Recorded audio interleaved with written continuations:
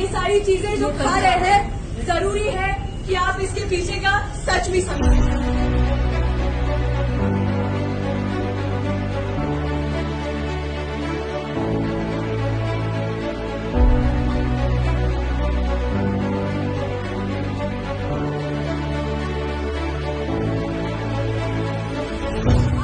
फलस्तीन में नरसंहार हो रहा है, कत्लेआम मच रहा है, वहाँ बच्चे भूख से मर रहे हैं और इस नरसंहार में, इस जेनोसाइड में मैकडॉनल्ड्स भी कॉम्प्लिसिट है।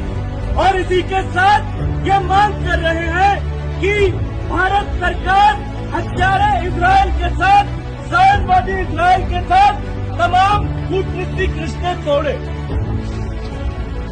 मैकडॉनल्ड्स ने IDF यानी कि इजरायली डिफेंस फोर्सेस को फ्री मील्स सर्व करने का काम किया है और यही वो IDF है जो बच्चों का नरसंहार कर रहा है, कत्लेआम बचा रहा है, इनोसेंट सिटीजन्स को मार रहा है।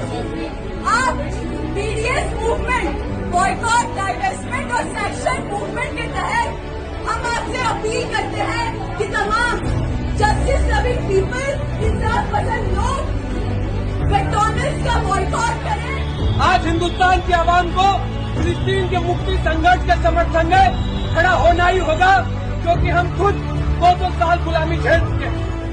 दुनिया भर में इस वक्त दुनिया के कई देशों में लोगों का महासमुद्र सड़कों पर उतर के फिलिस्तीन की आजादी के लिए लड़ रहा है, क्योंकि ये किसी धर्म का मसला नहीं है, ये किसी मजहब का मसला नहीं है, जैसा कि हमें बताया जाता है।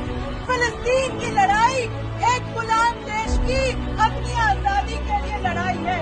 फिलिस्तीन की लड़ाई हर उस इंसान की लड़ाई है जो गुलामी दास्तां को देखकर चुपचाप नहीं रह सकता है। तो हम तमाम लोग जो यहाँ खड़े हैं, हम आप सभी से आह्वान करते आए हैं, आप सभी का अपील करते हैं कि फिलिस्तीन की आजादी के संघर्ष में आप भी अपनी आवाज बुलंद करें।